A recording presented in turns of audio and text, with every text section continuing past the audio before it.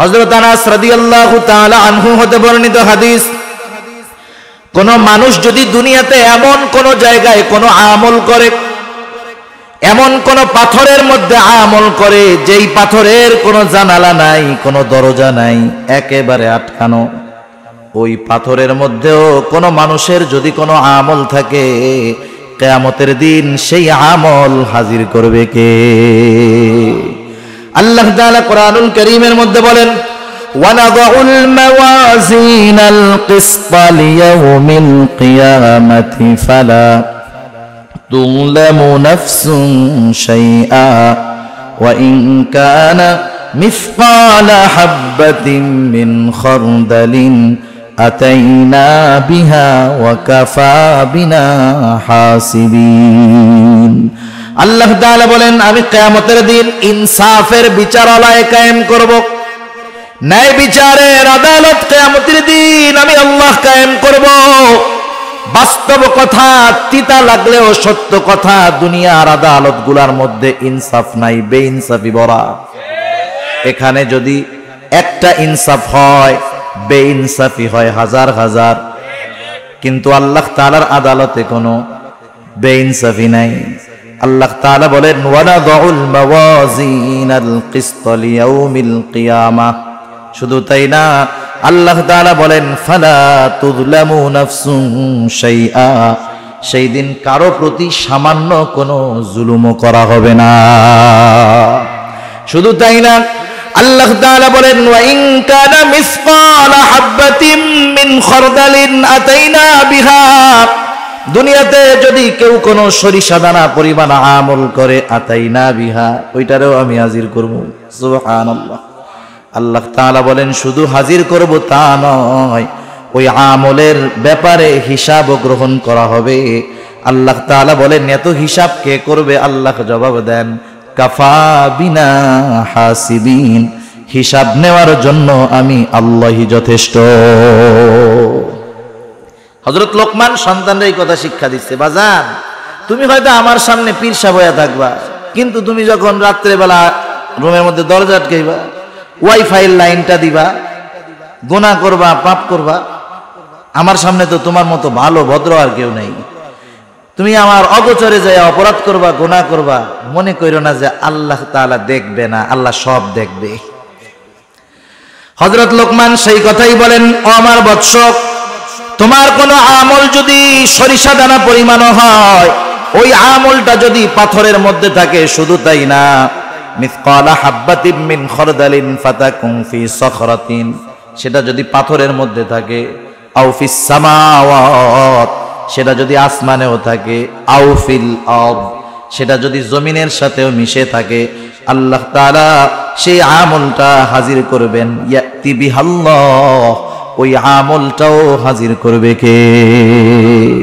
প্রত্যেকটা নবী হিকমতওয়ালা, কোনো সন্দেহ নাই, কিন্তু হযরত লুকমান আলাইহিস সালাম কেন হিকমত গ্রহণ করলেন, নবুয়ত গ্রহণ করলেন না? ওনাকে যখন প্রশ্ন করা হলো, উনি তখন বললেন, শোনো, নিঃসন্দেহে নবুয়ত এটা অনেক সম্মানজনক একটা কাজ, কিন্তু আল্লাহ সুবহানাহু ওয়া তাআলা আমাকে নিজের থেকে নবুয়তের জিম্মাদারি দেন নাই, বরং আমাকে অপশন দিয়েছেন। আমি চাইলে নবুয়ত গ্রহণ করতে পারি, আমি চাইলে হিকমত গ্রহণ করতে পারি। নবুয়ত যদি আমি গ্রহণ করতাম, এই নবুয়তের যেই জিম্মাদারি, যেই দায়িত্বটা ছিল, যদি কখনো এই দায়িত্বের ভিতরে কোনো কমতি পড়তো, কোনো ত্রুটি বিচ্যুতি হতো, আল্লাহ তাআলার কাছে এই ব্যাপারে আমার জবাবদিহিতা করতে হতো। কিন্তু আল্লাহ তাআলা যদি নিজ থেকে সরাসরি আমাকে নবুয়ত দান করতেন, তাহলে আমার এই নবুয়তের জিম্মাদারি পালনের সব ব্যবস্থাপনা আল্লাহ তাআলা গ্রহণ করতেন। এজন্য নবুয়ত গ্রহণ করাটা আমার জন্য রিস্কের ছিল, আমি এই জন্য হিকমত গ্রহণ করেছি।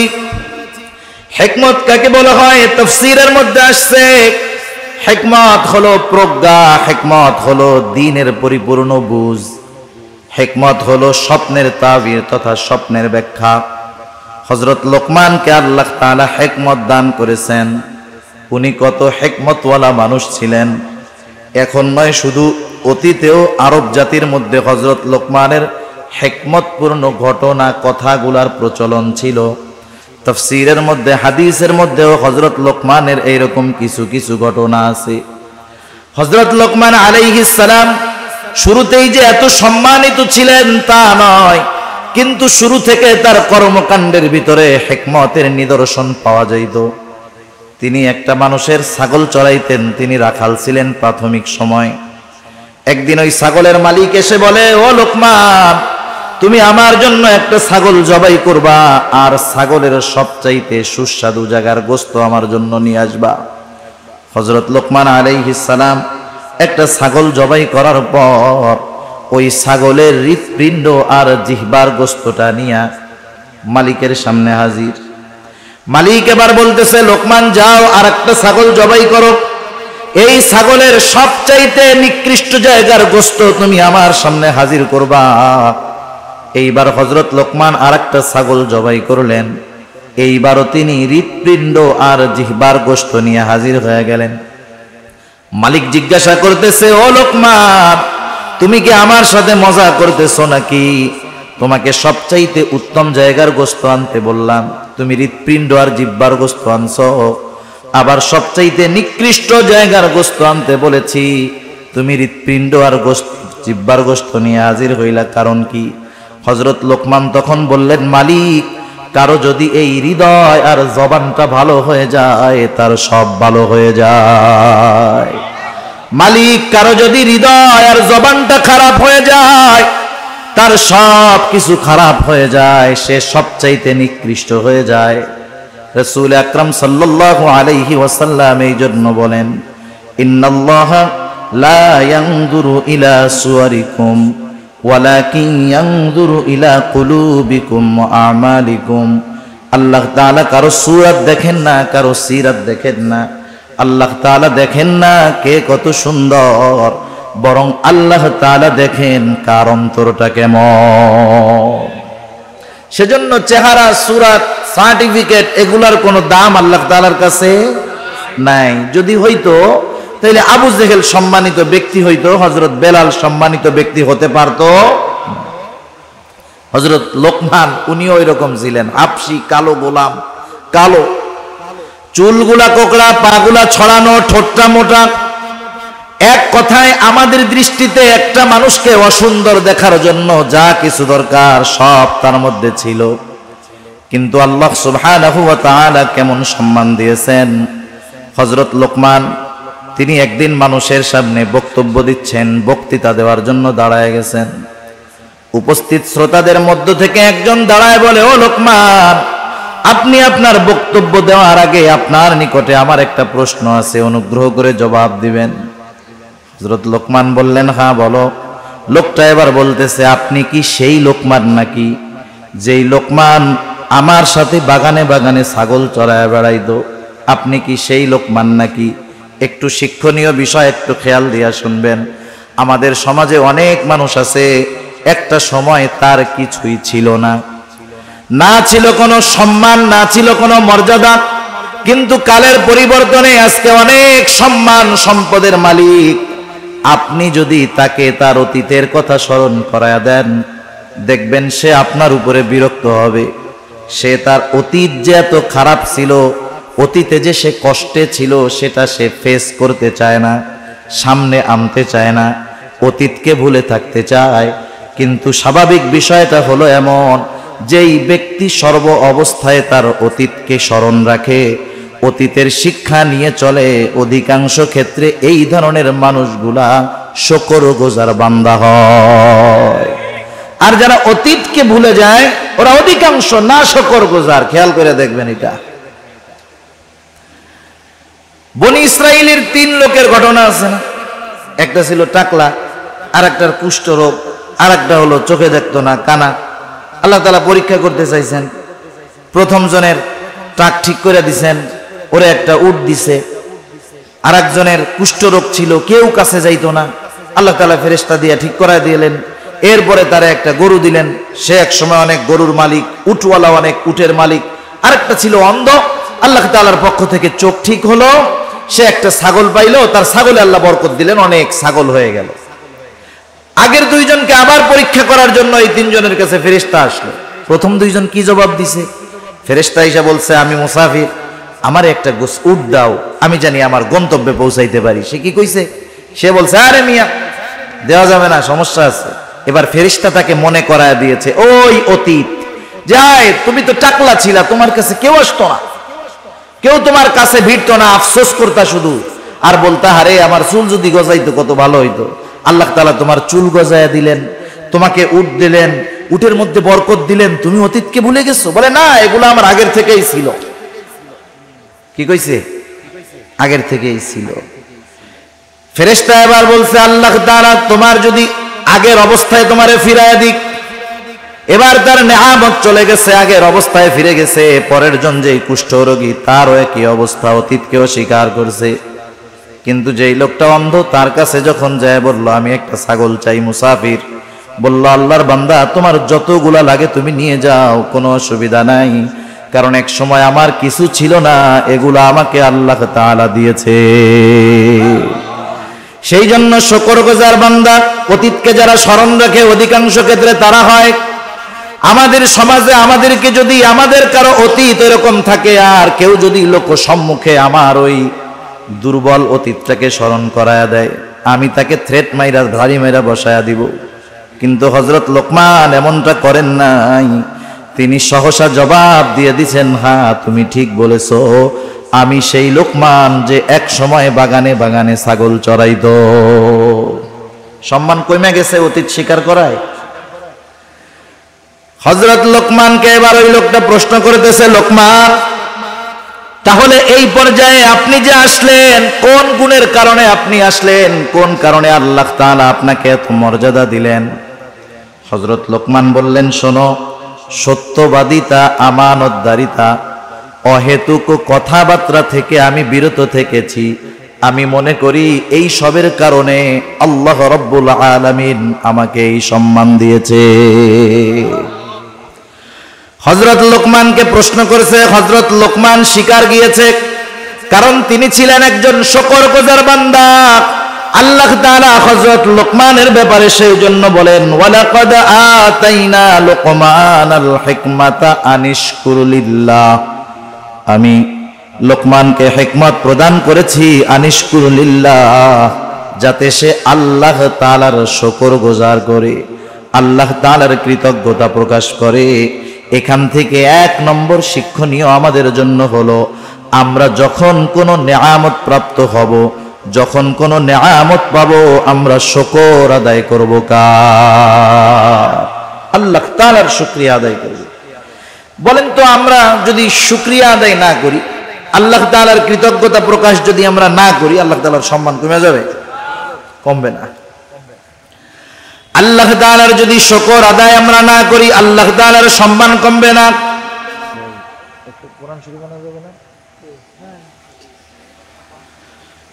আল্লাহ তাআলার শুকরিয়া আমরা যদি সারা দুনিয়াবাসী না করি, আল্লাহ তাআলার সম্মান কমবে না। আর যদি তামাম দুনিয়ার মানুষ আল্লাহ তাআলার কৃতজ্ঞতা প্রকাশ করে, আমাদের শুকরিয়ার কারণে আল্লাহর ইজ্জত বাড়বেও না। তাইলে শুকরিয়া আদায় করলে আল্লাহ তাআলার কোনো লাভ নাই, না করলে আল্লাহ তাআলার কোনো ক্ষতিও নাই। এজন্য আল্লাহ তাআলা বলেন, ওয়ামান ইয়াশকুরু ফাইন্নামা ইয়াশকুরু লিনাফসি, যে কৃতজ্ঞতা প্রকাশ করে সে সেটা তার নিজের জন্যই করে। কারণ মানুষ যদি নেয়ামত পাওয়ার পর নেয়ামতের কৃতজ্ঞতা আদায় করে, তার নেয়ামতের মধ্যে প্রবৃদ্ধি দান করেন কে? আল্লাহ তাআলা কোরআনুল কারীমের আরেক জায়গায় বলেন, লা ইন শাকারতুম লা আযীদান্নাকুম ওয়া লা ইন কাফারতুম ইন্না আযাবি লাশাদীদ। আল্লাহ তাআলা বলেন, লা ইন শাকারতুম লা আযীদান্নাকুম, তোমরা যদি কৃতজ্ঞতা প্রকাশ করো, নেয়ামতের শুকরিয়া আদায় করো, আল্লাহ তাআলা এমনটা বলেন নাই যে বাড়ায়া দিমু, বরং আল্লাহ তাআলা বলেন লা আযীদান্নাকুম, দুইটা তাকিদ যোগ করে আল্লাহ তাআলা বলেন। কেমন জানি কথাটা এরকম যে আমি অবশ্যই অবশ্যই তোমাদের নেয়ামত আরো আমি আল্লাহ বাড়ায়া দিব। ওয়ালা ইন কাফারতুম, তোমরা যদি কুফরি করো তথা নেয়ামতের কৃতজ্ঞতা প্রকাশ না করো, তাতে আল্লাহ তাআলার কোনো ক্ষতি নাই, বরং ক্ষতি কি? আল্লাহ তাআলা বলেন, যাই না রাখো, ইন্না আযাবি লাশাদীদ, আমার আযাব বড় কঠোর, আযাব বড় শক্ত। তাইলে শুকর গুজার বান্দার নেয়ামত আল্লাহ বাড়ায় দেয়, আর যারা নেয়ামতের শুকরিয়া আদায় করে না, আল্লাহ তাআলা তাদের কঠিন আযাবে গ্রেফতার করে। আল্লাহ তাআলা সেই কথাই বলেন, মান কাফারা ফা ইন্নাল্লাহা গনিয়্যুন হামিদ। আর যারা শুকরিয়া আদায় করে না, কুফরি করে, তারা জানা রাখুক, ফা ইন্নাল্লাহা গনিয়্যুন হামিদ, আল্লাহ তাআলা কারো কৃতজ্ঞতার মুখাপেক্ষী নয়। সেজন্য আমরা শুকরিয়া আদায় করলে লাভ আমাদের নিজেদের।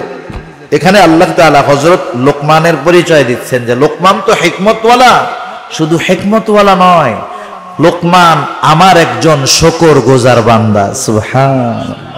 এইবার সেই লোকমান ছেলেদেরকে কি বলছে, সেই কথাগুলো আল্লাহ তাআলা আমাদেরকে বলতেছেন। হযরত লোকমান সন্তানদেরকে নসিহত করতেছে, উপদেশ দিচ্ছে। এক নম্বর নসিহত, হযরত লোকমান সন্তানকে বলতেছে, ও আমার সন্তান, ওয়াইদ ক্বালা লুকমানু লিবনিহি ওয়া হুয়া ইয়াইদু ইয়া বুনাইয়া লা তুশরিক বিল্লাহ। হযরত লোকমান তার সন্তানকে এক নম্বর নসিহত করতেছে, উপদেশ দিচ্ছে, ও আমার বৎস। নসিহত করার কিছু ভাষা আছে, সব সময় ধমক দিলে কাম হয় না। আমরা তো আমাদের বাচ্চা ছেলেদেরকে কিছু উপদেশ দেওয়ার আগে বলে, বেটা আগে পিটানি দে, এই করি সেই করি। না না, আপনি আপনার সন্তানকে যদি কোনো কথা শোনাতে চান, তাহলে তাকে আবেগ, মহব্বত, ভালোবাসার সাথে উপদেশটা করতে হবে। ধমকের সাথে সব সময় সব ফায়দা অর্জন করা যায় না। সন্তানকে নসিহতের ভাষা হযরত লোকমান বলতেছে, ওয়াইদ ক্বালা লুকমানু লিবনিহি, আল্লাহ তাআলা বলেন হযরত লোকমান তার সন্তানকে বলতেছে, ইয়া বুনাইয়া লা তুশরিক বিল্লাহ। ইয়া বুনাইয়া, হে আমার বৎস। এটা বাংলায় অনুবাদ করে এর ভিতরে যেই মজাটা আছে এটা বোঝানো যাবে না। আপনাকে যদি বাংলাদেশ নয়, তামাম দুনিয়ার শ্রেষ্ঠ একজন আর্টিস্ট একটা আপেল অথবা কমলা আইকা আপনার সামনে দিয়া বলে, এটা খুব মজা না খাইতে, আপনি দেখবেন ঠিক, কিন্তু এর মজা বোঝা যাবে না। সেজন্য আরবি ভাষাটা না অনুধাবন করতে না পারলে এর মূল মজা তর্জমায় বোঝা যায় না। সেজন্য যারা আলেম আছে, মাদ্রাসা আছে, এরা বোঝে কোরআন তর্জমা পড়ার আগে 4-5 বছর তার আরবি ভাষা ব্যাকরণ নিয়ে পড়া লাগে। কেন? কারণ কোরআনে আল্লাহ কি বলেন সেটা পরিপূর্ণ অনুধাবন করার যোগ্যতা অর্জন করার জন্য। এখন তো আমার নেই, একটু ভাষাগত জ্ঞান থাকলেই মনে করে আমার চাইতে বড় আর কে জানে, ঠিক না? হযরত লোকমান বলতেছেন, ইয়া বুনাইয়া লা তুশরিক বিল্লাহ। এই ইয়া বুনাইয়ার মধ্যে মায়া, মমতা, স্নেহ, মোহাব্বত, ভালোবাসার বহিঃপ্রকাশ আছে। হযরত লোকমান বলতেছে, হে আমার বৎস, লা তুশরিক বিল্লাহ। আমরা মুমিন, আমরা মুসলমান, আমরা আমাদের সন্তানদেরকে প্রথম যেই শিক্ষাটা দেওয়ার দরকার হযরত লোকমান সেই শিক্ষাটাই দিয়েছেন। আল্লাহ তাআলা কত সুন্দরভাবে হযরত লোকমানের নসিহতগুলা জানায় দিলেন যে হযরত লোকমান তার সন্তানকে সর্বপ্রথম তাওহীদ তথা আল্লাহ তাআলার একত্ববাদের পরিচয় শিক্ষা দিয়েছে, ঈমানের শিক্ষা দিয়েছে। আগে মূল হলো ঈমানের শিক্ষা। কিসের শিক্ষা? ঈমান হলো সব আমলের মূল। আমল ভুরি ভুরি আছে, ঈমান নাই, ওই আমলের কোনো দাম নাই। সেজন্য শিরক থেকে আমাদের সন্তানদেরকে বাঁচার নসিহত করতে হবে। এখন যদি আমরা নিজেরা নিজেদের মধ্যে একটু যাচাই বাছাই করি, আমাদের নাসির উদ্দিন জর্জ ভাই বলতেছিলেন, আপনারা এখানে আসার আগে আজকে সারাদিন আপনার সন্তান কি করেছে, কয়জন বাপ খোঁজ নিছেন? 5 জন হাত উঁচা করতে পারবেন না। এবার আমি যদি আপনাদের প্রশ্ন করি, এমন কোন বাবা আছেন একটু বলেন, আমি আমার সন্তানটাকে একদিন সুন্দর মতো আমার পাশে বসাইয়া গায়ে হাত বুলাইয়া এরকম বলেছি, ও আমার কলিজার টুকরা সন্তান, আল্লাহ তাআলার সাথে শিরিক কইরো না? আসেননি 2-1 বাপ এরকম? আমার পোলা এখনো বড় হয় নাই, এই ওয়াজ করার টাইম ওরে হয় নাই, এই জন্য আমি করি নাই। মানে আপনারা আবার কইতে পারেন যে হুজুর ওয়াজ করতেছেন, আপনি কি এই আমল করছেন নাকি? মানে আমার ছেলেও তো বড় হয় নাই তো। তাহলে দেখেন এই জায়গায় যে কয়জন আছেন, একজন সাহস করে হাত উঁচা করতে পারেন নাই। আফসোসের ব্যাপার। একটু চিন্তা করেন না কি হবে অবস্থা। কবরে যাওয়ার পরে ওই পোলা কি দিবে? দেওয়ার আছে কিছু? বরং ওই পোলা আপনি আমল করতেছেন, ওই ছেলে জাহান্নামে যাওয়ার কারণ হইতে পারে। হযরত লোকমান সন্তানকে বলতেছে, ইয়া বুনাইয়া লা তুশরিক বিল্লাহ, হে আমার বৎস, তুমি আল্লাহ তাআলার সাথে শিরক কইরো না। কেন শিরক করবা না? ইন্নাশ শিরকা লাযুলমুন আযীম, শিরক হলো মহা অন্যায়, মহা জুলম। প্রত্যেকটা গুনাহ, প্রত্যেকটা পাপ জুলম, কিন্তু সবচাইতে বড় জুলম হলো আল্লাহর সাথে শিরক করা।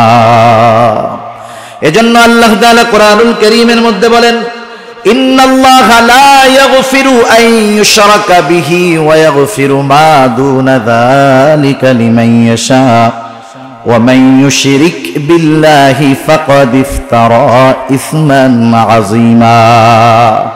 আল্লাহ তাআলা জানায় দিয়েছেন, ইন্নাল্লাহা লা ইয়াগফিরু আন ইউশরাকা বিহি, নিশ্চয় আল্লাহ তাআলা তার সাথে যে শিরক করে তাকে আল্লাহ তাআলা ক্ষমা করবে না। আল্লাহ তাআলা বলেন, ওয়া ইয়াগফিরু মা দুনা যালিকা লিমান ইয়াশা, শিরক ছাড়া যদি কেউ কোনো অন্যায় করে আল্লাহ তাআলা যাকে চান তাকে তিনি ক্ষমা করে দিবেন। কিন্তু যে শিরক করলো সে কি অপরাধ করলো? আল্লাহ তাআলা বলেন, ওয়া মান ইউশরিক বিল্লাহি ফাকাদ ইফতারা ইসমান আযীমা, যে আল্লাহ তাআলার সাথে শিরক করলো, ফাকাদ ইফতারা ইসমান আযীমা, সে এক মহা পাপের সূচনা করলো। এজন্য এই পৃথিবীতে যার দ্বারা শিরক শুরু হয়েছে, কিয়ামত পর্যন্ত যত শিরক হবে সব শিরকের সমপরিমাণ গুনাহ তার আমলনামায় যোগ হবে। যেমন আদম আলাইহিস সালামের এক সন্তান যে হত্যা করছে, হত্যাকারী যেটা, কিয়ামত পর্যন্ত পৃথিবীতে যত অন্যায়ভাবে হত্যা সংগঠিত হবে সব হত্যার গুনাহ তার আমলনামায় যোগ হয়ে যাবে। নাউযুবিল্লাহ। সেজন্য আল্লাহ আমাদেরকে শিরক থেকে বাঁচার তৌফিক দান করুক। আল্লাহ তাআলা আমাদেরকে সকল প্রকার শিরক থেকে বেঁচে থাকার তৌফিক দান করুক। সবাই বলি আমিন। সেজন্য আমাদের দ্বারা জানি নতুন কোন শিরকের আবির্ভাব না ঘটে। এই যে অনেক সময় নতুন নতুন মাজার গজায়, শুনছেন না আপনারা? রাত্রের মধ্যে মাজার উঠা যায় একবারে, কয়দিন পরে ওই জায়গায় সেজদা দেওয়া, এইসব অপরাধ শুরু হয়। যাদের মাধ্যমে এগুলো শুরু হলো, যতদিন ওইখানে ওই অপকর্ম চলবে তাদের আমলনামায় ওই গুনাহ যোগ হতে থাকবে। আল্লাহ তাআলা এরপর আরেক জায়গায় বলেন, ইন্নাল্লাহা লা ইয়াগফিরু আন ইউশরাকা বিহি ওয়া ইয়াগফিরু মা দুনা যালিকা লিমান ইয়াশা ওয়া মান ইউশরিক বিল্লাহি ফাকাদ দাল্লা দালালান বাঈদা। আল্লাহ তাআলা জানায় দেন, শিরক ছাড়া তিনি সব গুনাহ ক্ষমা করে দিবেন। শুধু তাই না, যারা শিরকের সাথে জড়িত হয়ে যায় তারা বহুত বড় পথভ্রষ্ট হয়ে যায়। তারা সিরাতে মুস্তাকিমের পথ থেকে বিচ্যুত হয়ে জাহান্নামের পথের পথিক তারা হয়ে যায়। আল্লাহ তাআলা বলেন, ফাকাদ দাল্লা দালালান বাঈদা, তারা বহুত বড় পথভ্রষ্ট হিসাবে পরিণত হয় তারা। শুধু তাই না, আল্লাহ তাআলা কোরআনুল কারীমের আরেক জায়গায় বলেন, মান ইউশরিক বিল্লাহি ফাকাদ হারামাল্লাহু আলাইহিল জান্নাতা ওয়া মাওয়াহুন নার ওয়া মা লিয-যালিমিনা মিন আনসার। আল্লাহ রাব্বুল আলামিন বলেন, মান ইউশরিক বিল্লাহ, যে আল্লাহ তাআলার সাথে শিরক করে, ফাকাদ হারামাল্লাহু আলাইহিল জান্নাহ, আল্লাহ তাআলা তার জন্য জান্নাতকে হারাম করে দেয়। যারা শিরক করে তাদের জন্য জান্নাত হারাম। জোরে বলেন, তাদের জন্য জান্নাত কি? হারাম, হারাম। শুধু তাই না, আল্লাহ তাআলা বলেন, ওয়া মাওয়াহুন নার ওয়া মা লিয-যালিমিনা মিন নাসীর। আল্লাহ তাআলা বলেন, জাহান্নাম এটা কতই না নিকৃষ্ট আবাসস্থল, তাদের জন্য কোনো সাহায্যকারী নাই। আল্লাহ তাআলা যারা শিরক করে তাদের ব্যাপারে একটা উপমা দেন।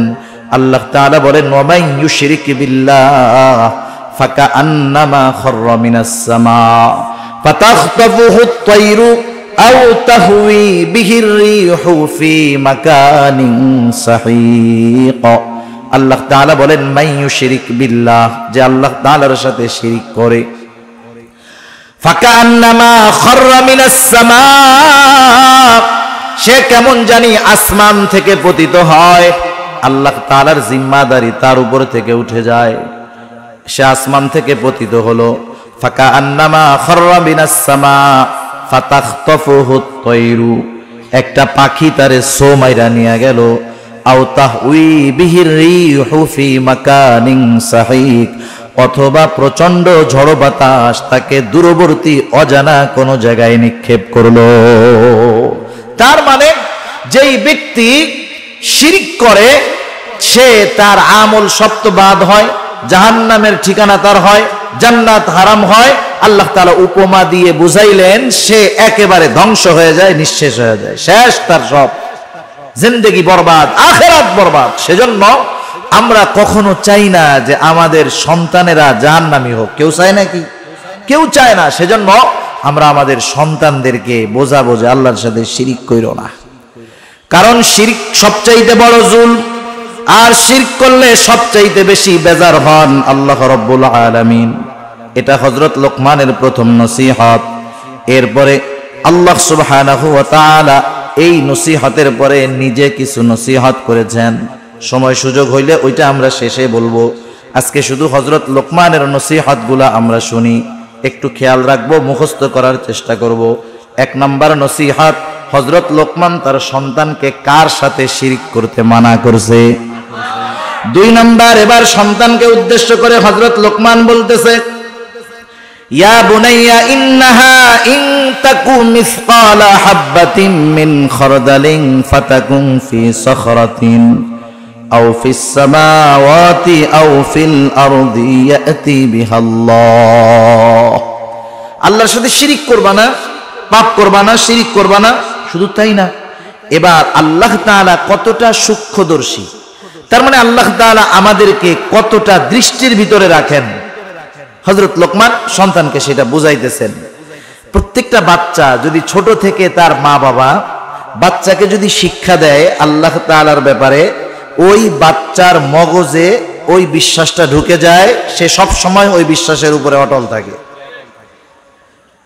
হযরত লোকমান সন্তানকে এবার কি বলতেছে, ইয়া বুনাইয়া ইন্নাহা ইন তাকু মিসকালা হাববাতিন মিন খারদাল। একটু খেয়াল দিয়ে শুনেন, বলতেছে হে আমার বৎস, ইন্নাহা সেই জিনিসটা, ইন্নাহা সেই জিনিসটা, কোন জিনিসটা? মুফাসসিরিনে কেরাম দুইটা মত পাওয়া যায়।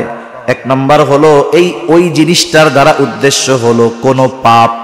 কোন কোন মুফাসসির বলেন পাপ না, সেটা যে কোনো আমল, ভালো আমল হতে পারে, মন্দ আমল হতে পারে। হযরত লোকমান সন্তানকে বলতেছে, ও আমার বৎস, তুমি যেই আমলই করো না কেন, ভালো অথবা মন্দ, ইন্নাহা ইন তাকু মিসকালা হাববাতিন, আল্লাহ তাআলা হযরত লোকমানের নসিহতটা কত সুন্দরভাবে দেখেন আমাদের খেদমতে পেশ করে বলেন। হযরত লোকমান সন্তানকে বলতেছে, তুমি যেই আমলটা করো সেই আমলটা যদি সরিষা দানা পরিমাণও হয়, ইন্নাহা ইন তাকু মিসকালা হাববাতিন মিন খারদালিন ফাতাকুন ফি সখরাতিন আও ফিস সামাওয়াতি আও ফিল আরদি ইয়াতি বিহাল্লাহ। তুমি যেই আমলটা করো, ভালো হোক আর মন্দ হোক, ওই আমলটা যদি সরিষা দানা পরিমাণ হয়, কি দানা পরিমাণ বলেন? ওই আমলটা যদি সরিষা দানা পরিমাণ হয়, আর ওই আমলটা যদি পাথরের মধ্যে থাকে, কোন জায়গায় থাকে?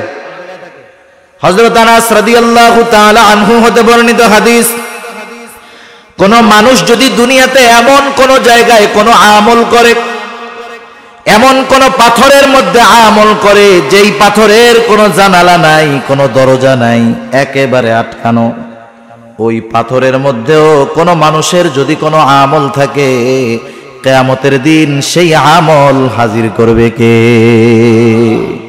আল্লাহ তাআলা কোরআনুল কারীমের মধ্যে বলেন, ওয়ানাযাউল মাওয়াজিনাল কিসতা লিয়াউমিল কিয়ামাতি ফালা তুযলামু নাফসুন শাইআ ওয়া ইন কানা মিসকালা হাববাতিন মিন খারদালিন আতাইনা বিহা ওয়া কাফা বিনা হাসিবিন। আল্লাহ তাআলা বলেন, আমি কিয়ামতের দিন ইনসাফের বিচারালয় কায়েম করব, ন্যায় বিচারের আদালত কিয়ামতের দিন আমি আল্লাহ কায়েম করব। বাস্তব কথা, তিতা লাগলেও সত্য কথা, দুনিয়ার আদালতগুলোর মধ্যে ইনসাফ নাই, বেইনসাফি ভরা। এখানে যদি একটা ইনসাফ হয়, বেইনসাফি হয় হাজার হাজার, কিন্তু আল্লাহ তাআলার আদালতে কোনো বেইনসাফি নাই। আল্লাহ তাআলা বলেন, ওয়ানাদাউল মাওয়াজিনাল কিসত লিয়াউমিল কিয়ামাহ। শুধু তাই না, আল্লাহ তাআলা বলেন, ফালা তুযলামু নাফসুন শাইআ। সেই দিন কারো প্রতি সামান্য কোনো জুলুমও করা হবে না। শুধু তাই না, আল্লাহ তাআলা বলেন, ওয়া ইন কানা মিসকালা হাববাতিন মিন খারদালিন আতাইনা বিহা। দুনিয়াতে যদি কেউ কোনো সরিষা দানা পরিমাণ আমল করে, আতাইনা বিহা, ওইটারেও আমি হাজির করব। সুবহানাল্লাহ। আল্লাহ তাআলা বলেন, শুধু হাজির করব তা নয়, ওই আমলের ব্যাপারে হিসাবও গ্রহণ করা হবে। আল্লাহ তাআলা বলেন, এত হিসাব কে করবে? আল্লাহ জবাব দেন, কাফা বিনা হাসিবিন। হিসাব নেওয়ার জন্য আমি আল্লাহই যথেষ্ট। হযরত লোকমান সন্তানদের এই কথা শিক্ষা দিচ্ছে, বাজান তুমি হয়তো আমার সামনে পীরসা বয়া থাকবা, কিন্তু তুমি যখন রাত্রেবেলা রুমের মধ্যে দরজা আটকাইবা, ওয়াইফাই লাইনটা দিবা, গুনাহ করবা, পাপ করবা, আমার সামনে তো তোমার মতো ভালো ভদ্র আর কেউ নেই। তুমি আমার অগোচরে যায় অপরাধ করবা, গুনাহ করবা, মনে কইরো না যে আল্লাহ তাআলা দেখবে না, আল্লাহ সব দেখবে। হযরত লোকমান সেই কথাই বলেন, ও আমার বৎস, তোমার কোন আমল যদি সরিষা দানা পরিমাণ হয়, ওই আমলটা যদি পাথরের মধ্যে থাকে, শুধু তাই না, মিসকালা হাববাতিন মিন খারদালিন ফাতাকুন ফি সখরাতিন, সেটা যদি পাথরের মধ্যে থাকে, আও ফিস সামাওয়াত, সেটা যদি আসমানেও থাকে, আও ফিল আরদ, সেটা যদি জমিনের সাথেও মিশে থাকে, আল্লাহ তাআলা সেই আমলটা হাজির করবেন। ইয়াতি বিহাল্লাহ, ওই আমলটাও হাজির করবে কে? আল্লাহ তাআলা কেন হাজির করতে পারেন?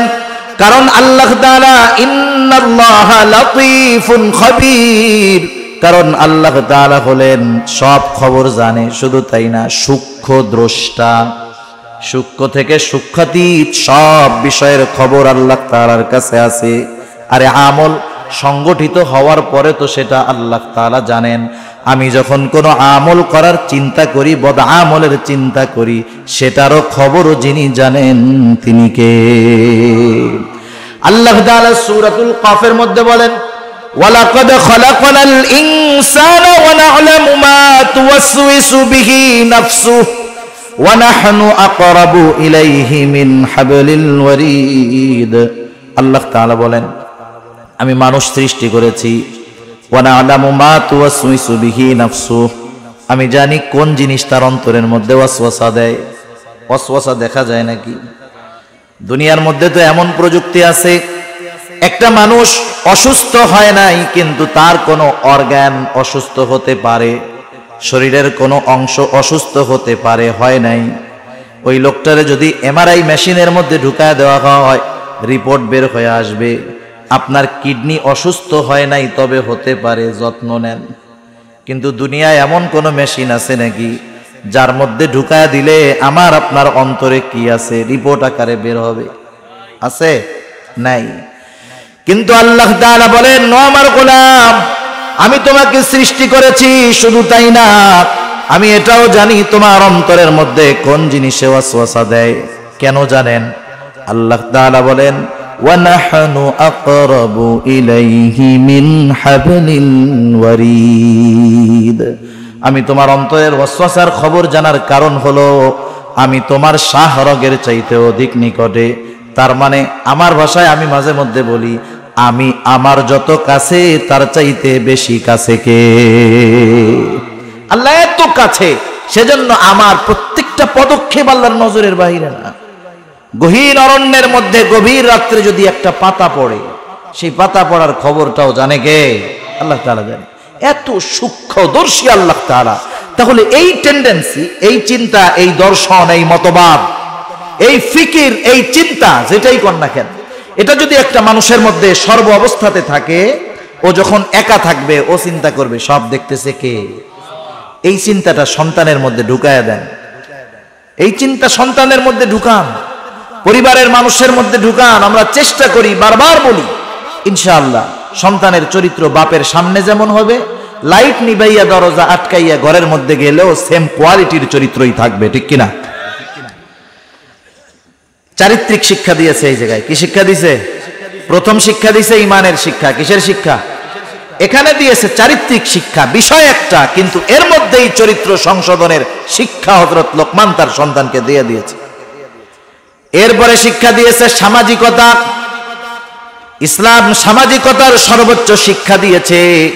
হযরত লোকমান এবার তার সন্তানকে বলতেছে, ইয়া বুনাইয়া আকিমিস সালাহ ওয়া'মুর বিল মা'রুফি ওয়ানহা আনিল মুনকার ওয়াসবির আলা মা আসাবাক ইন্না যালিকা মিন আজমিল উমুর। হযরত লোকমান এবার সন্তানদের শিক্ষা দিচ্ছে দায়িত্ববোধ সম্পর্কে। এটা হলো দায়িত্ববোধ সম্পর্কে হযরত লোকমান সন্তানদের শিক্ষা দিচ্ছে। বেশি সময় আমি আর নিব না আপনাদের, কারণ 12টা বেজে গেছে, এত রাত করা যাবে না, অল্প সময়। আর হযরত লোকমান সন্তানদের বলতেছে, ইয়া বুনাইয়া আকিমিস সালাহ, এ বৎস নামাজ কায়েম করো। কি কায়েম করবে? আমার আগে এক হুজুর নামাজের কথা বলছে, আমি ওই জায়গায় শুনছি। তাহলে অভিভাবক নিজে নামাজ পড়লে হবে না, নামাজ পড়ার জন্য সন্তানকে আদেশ করতে হবে।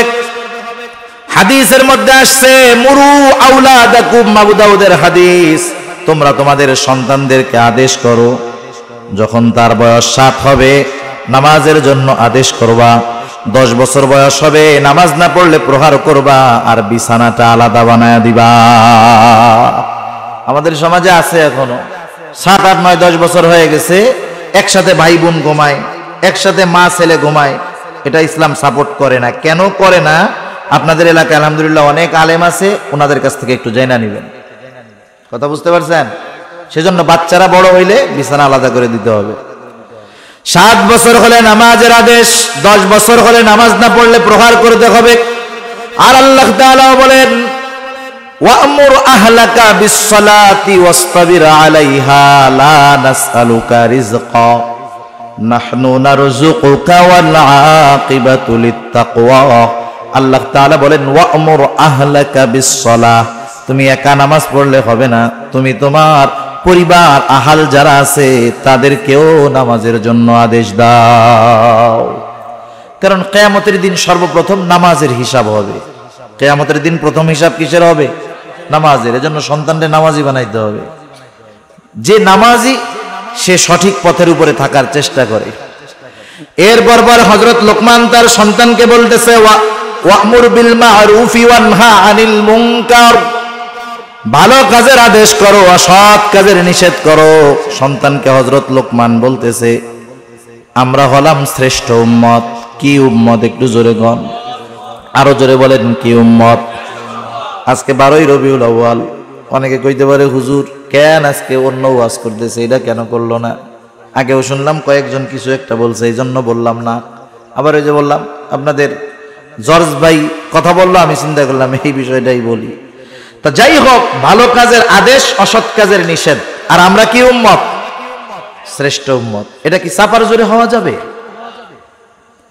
শ্রেষ্ঠ উম্মত হতে হবে আল্লাহ তাআলার ফর্মুলা অনুযায়ী। আল্লাহ তাআলা কুরআনুল কারীমের মধ্যে বলেন, কুনতুম খায়রা উম্মাতিন উখরিজাত লিন-নাস তা'মুরুনা বিল মা'রুফ ওয়া তানহাউনা আনিল মুনকার ওয়া তু'মিনুনা বিল্লাহ। শ্রেষ্ঠ উম্মত যদি হতে হয় 3টা জিনিস মাস্ট বি লাগবে। আল্লাহ তাআলা বলেন, তোমরা হইলা শ্রেষ্ঠ উম্মত, মানুষের কল্যাণের জন্য তোমাদেরকে বের করা হয়েছে। এখন কোন কাজ করলে তোমরা শ্রেষ্ঠ উম্মত হবা? মনে রাখবেন, একজন বেধর্মী সেও কিন্তু নবীর উম্মত। তাইলে শ্রেষ্ঠ উম্মত হওয়ার জন্য 3টা কাজ। 1 নাম্বার কাজ, তা'মুরুনা বিল মা'রুফ, ভালো কাজের আদেশ করবা। 2 নাম্বার, তানহাউনা আনিল মুনকার, মন্দ কাজে বাধা প্রদান করবা, ওয়া তুমিনুনা বিল্লাহ, আর আল্লাহ তাআলার প্রতি ঈমান আনবা। ঈমানের সাথে ভালো কাজের আদেশ, অসৎ কাজের নিষেধ, এরা হলো শ্রেষ্ঠ উম্মত। এখন যেই জামানা চলতেছে, হুজুর ভালো কাজের আদেশ করলেও জান যায়, মন্দ কাজের থেকে বাধা দিলেও জান শেষ, কি করব? এই কর্মের উপরে ঈমানের স্তর বিন্যাস রয়েছে।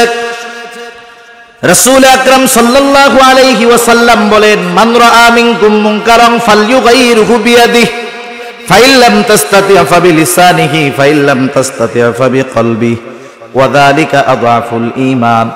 নবীজি সাল্লাল্লাহু আলাইহি ওয়াসাল্লাম বলেন, তোমাদের মধ্যে কেউ যখন কোনো মন্দ কাজ দেখবে, অন্যায় কাজ দেখবে, ফালইয়ুগাইরহু বিয়াদিহি, সে কাজটা শুধু থামায়া দিবে তা নয়, ফালইয়ুগাইরহু বিয়াদিহি, কাজটাকে সে পরিবর্তন করে দিবে।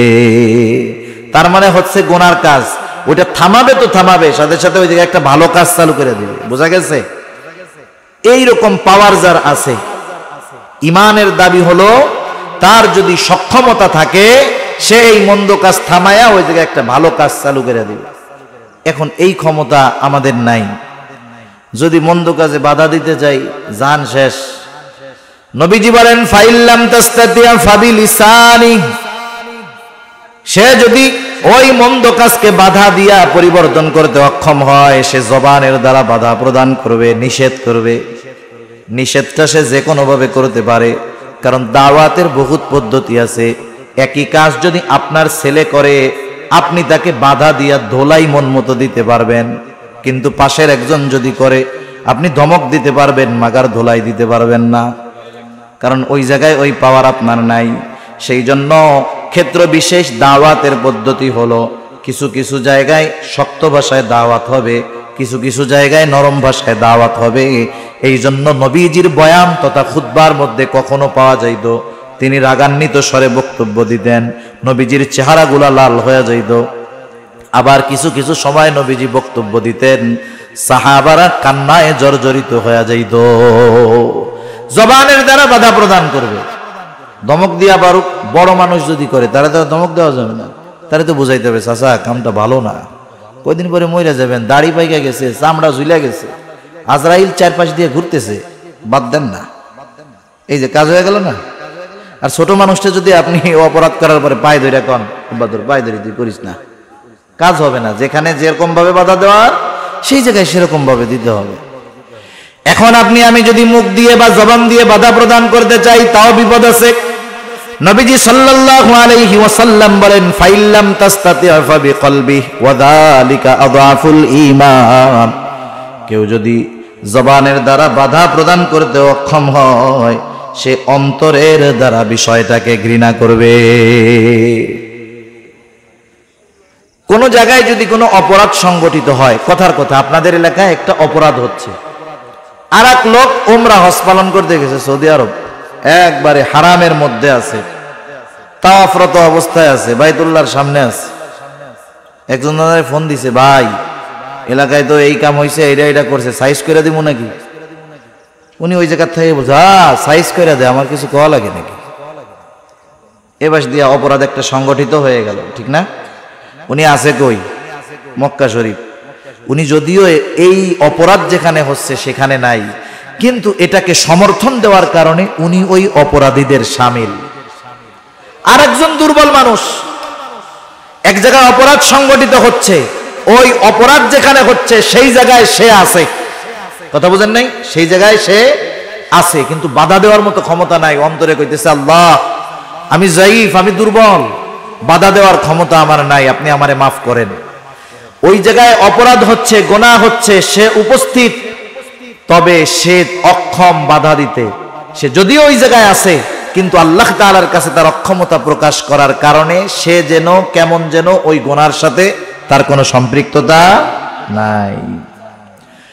সেজন্য নবীজি বলেন, কমপক্ষে অন্তরের দ্বারা ঘৃণা করবে, এটা হলো দুর্বল ঈমানের পরিচয়। সেই জন্য আমরা যে যেখান থেকে পারি ভালো কাজের আদেশ, অসৎ কাজের নিষেধ করব। এরপরে বলেন, এই কাজ করতে গেলে বাধা আসতে পারে। এই জন্য হযরত লোকমান তার সন্তানকে বলেন, ওয়াসবির আলা মা আসাবাক, ইন্না যালিকা মিন আজমিল উমুর, এই কাজ করতে গিয়া যদি কখনো বিপদ আপদ আসে, অসবির, তুমি সবর করো, মুসিবত আসলে সবর করো। ইন্না যালিকা মিন আজমিল উমুর, নিশ্চয় এটা বড় জটিল এক কাজ, এটা বিশাল এক জিনিস, সাধারণ কাজ না। এরপরে হযরত লোকমান সন্তানকে সামাজিকতা শিক্ষা দিচ্ছে, মানুষের সাথে কিভাবে মিশতে হবে। হযরত লোকমান সন্তানকে বলতেছে, ওয়ালা তুসাইর খাদ্দাকা লিন্নাসি ওয়ালা তামশি ফিল আরদি মারহা। 10 মিনিট কষ্ট হইতেছে নাকি আপনাদের? আর 10-15 মিনিট সর্বোচ্চ। ওয়ালা তুসাইর খাদ্দাকা লিন্নাসি ওয়ালা তামশি ফিল আরদি মারহা। সন্তানকে বলতেছে, আমার সন্তান, তুমি কখনো মানুষের দিক থেকে মুখ ফিরায়া তুমি কথা বলবা না। তার মানে অহংকারের সাথে তুমি মানুষের সাথে কথা বলবা না। অহংকার বড় জঘন্য এক পাপ। ইবলিসের আমলের কমতি ছিল না, কিন্তু সব নষ্ট হয়ে গেছে যেই কারণে, সেটার নাম হলো অহংকার। আল্লাহ রাসূল সাল্লাল্লাহু আলাইহি ওয়াসাল্লাম বলেন, লা ইয়াদখুলুল জান্নাতা মান কানা ফি কলবিহি মিসকালা হাববাতিন মিন কিবর, যার অন্তরের মধ্যে সরিষা দানা পরিমাণ অহংকার থাকবে, সে জান্নাতে প্রবেশ করতে পারবে না। সেজন্য দুনিয়ায় সম্পদ, শিক্ষা, সার্টিফিকেট, যোগ্যতা, ডিগ্রি থাকতে পারে, এটা নিয়ে অহংকার করার কোনো কিছু নাই। সম্পদ, আপনাদের এলাকা এখানে বা সারা বাংলাদেশে এমন কেউ আছে নাকি যে কারুনের চাইতে ধনী ছিল? আছে? দেখেন, এই সম্পদ নিয়ে অহংকার করছে, সম্পদ সহ সে শেষ। ক্ষমতার দিক দিয়ে যদি হিসাব করেন, ফেরাউন, নমরুদ, হামান, বখতে নসর, এদের মতো ক্ষমতাওয়ালা কেউ নাই, অথচ অহংকার করেছে, অবাধ্য হয়েছে, সীমা লঙ্ঘন করেছে, সব শেষ। ইবলিসের মতো আমলের কোনো অভাব নাই, আমলদার কেউ ছিল না, অহংকার করেছে, সব শেষ। এজন্য আল্লাহর নবী বলেন, আল্লাহ তাআলা বলেন, আল কিবরিয়াউ রিদাই, অহংকার হলো আমার চাদর। সেই জন্য আমরা অহংকার করব না। অহংকারের দ্বারা ক্ষতি হলো জান্নাতের মধ্যে প্রবেশ করা যাবে না, অহংকার থেকে বাঁচতে হবে। হযরত লোকমান সন্তানদেরকে সেই কথা শিক্ষা দিলেন যে, সন্তান, মানুষের সাথে মুখ ফিরায়া তথা অহংকারের সাথে তুমি কখনো কথা বলবা না। ওয়ালা তামশি ফিল আরদি মারহা, জমিনের উপরে কখনো গর্ব ভরে পদচারণ করবা না। জোরে জোরে পা ফালাইয়া একবারে স্টাইল দিয়া হাঁটবা না। রহমানের বান্দাদের কিছু গুণাবলী আল্লাহ তাআলা সূরাতুল ফুরকানের মধ্যে আল্লাহ তাআলা তার স্পেশাল বান্দাদের কিছু গুণাবলী বর্ণনা করেছেন।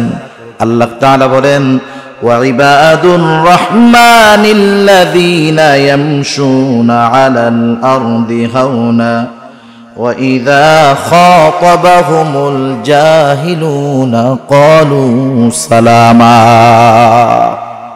রহমানের বান্দা হলো তারা কারা? ওয়া ইবাদুর রহমান আল্লাযীনা ইয়ামশুনা আলাল আরদি হাওনা, যারা মধ্যপন্থা অবলম্বন করে একেবারে নম্রতার সাথে পথ চলে, তারা রহমানের বান্দা। সুবহানাল্লাহ। সেজন্যই লাফায় লাফাইয়া পথ চললে, পা ফলাইয়া পথ চললে ওরকম না। আল্লাহ তাআলা কোরআনুল কারীম সূরা বানী ইসরাঈলের মধ্যে বলেন, ওয়ালা তামশি ফিল আরদি মারহা ইন্নাকা লান তাখরিকাল আরদা ওয়া লান তাবলুগাল জিবালা তুলা ওয়ালা তামশি ফিল আরদি মারহা, জমিনের মধ্যে দর্প ভরে, গর্ব ভরে তুমি চলাচল কইরো না। বুকটারে টান টান কইরা, পাটারে টাস টাস করে ফালায়া তুমি চইলো না। আমরা একটু জিকির করি, লা ইলাহা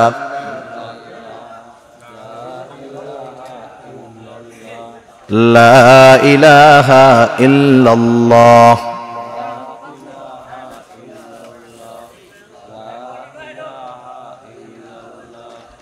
লা ইলাহা ইল্লা, দর্প ভরে পথ চলে।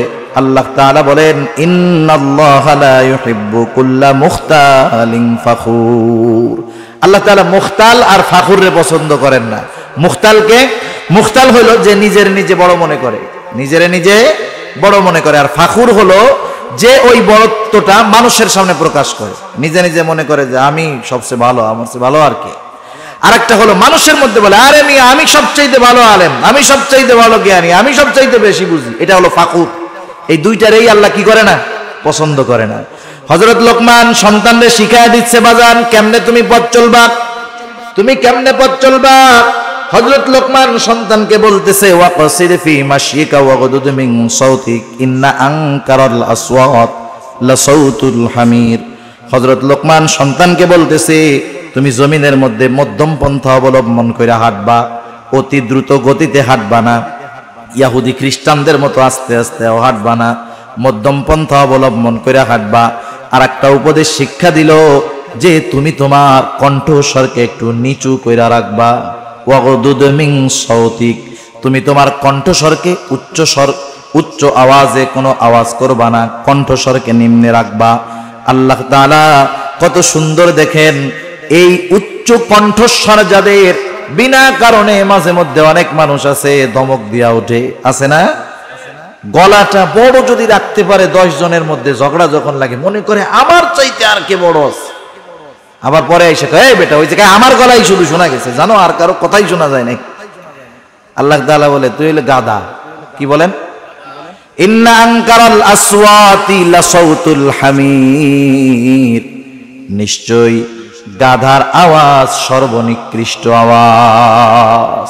এগুলো সামাজিকতার শিক্ষা দিয়েছে কত সুন্দরভাবে হযরত লোকমান তার সন্তানকে।